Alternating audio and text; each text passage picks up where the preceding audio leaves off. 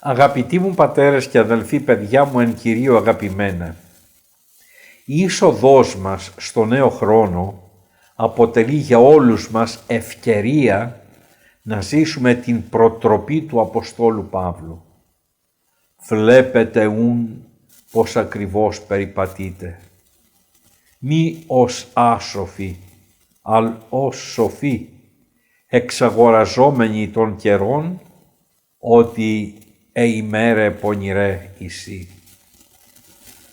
Ο αποστολικός αυτός λόγος έχει ιδιαίτερη αξία στις ημέρες μας, διότι οι άνθρωποι ζούμε με την πεποίθηση ότι ο χρόνος μας είναι ατελείωτος επειδή τον έχουμε νικήσει με την βοήθεια της επιστήμης και της τεχνολογίας, ότι η αμαρτία είναι δικαίωμά μας, ότι η ευχαρίστηση που κρατά λίγο ταυτίζεται με την χαρά, ότι δεν χρειάζεται να αγαπούμε, αλλά είναι αρκετό να κυριαρχούμε και να εξουσιάζουμε για να είμαστε ευτυχισμένοι, ότι ο χρόνος υπάρχει για να πλουτίζουμε ως προς τα υλικά αγαθά.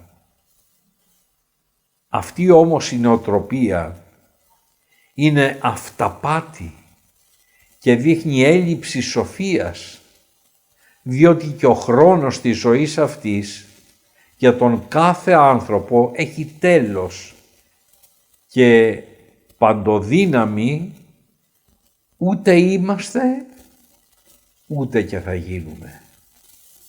Γι' αυτό ας έχουμε στο νου και στην καρδιά μας ότι καλούμαστε να χρησιμοποιούμε σωστά τον χρόνο μας, αναζητώντας τον Θεό, την σχέση μαζί Του και με τον πλησίον μας, για να έχει η ζωή μας περιεχόμενο και σκοπό που τελικά ξεπερνά τον χρόνο.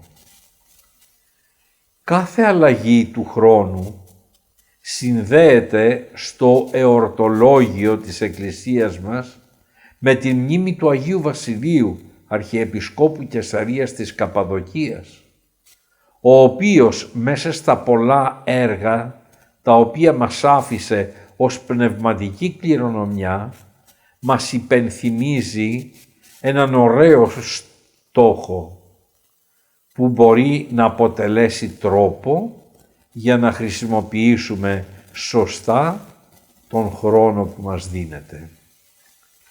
Μας προτρέπει λοιπόν να αγωνιζόμαστε για την δικαιοσύνη.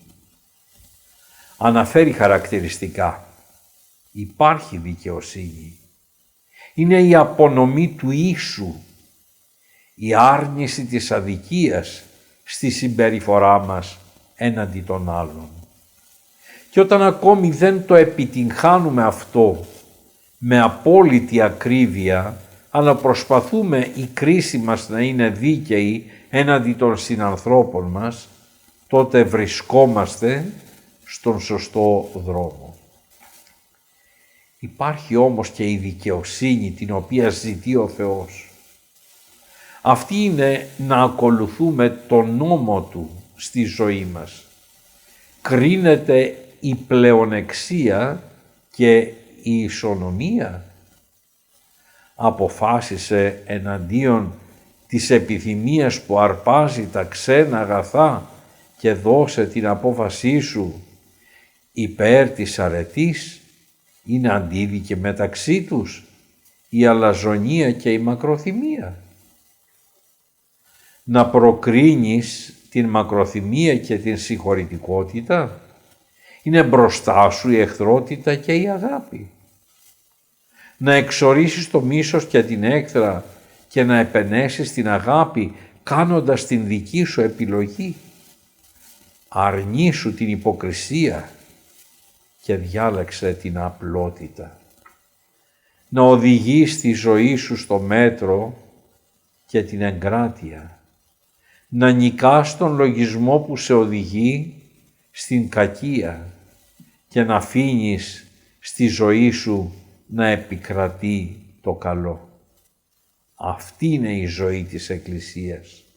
Ζωή δικαιοσύνης και τηρήσεως των εντολών του Θεού και με αυτήν αξίζει να διανύουμε τον χρόνο μας.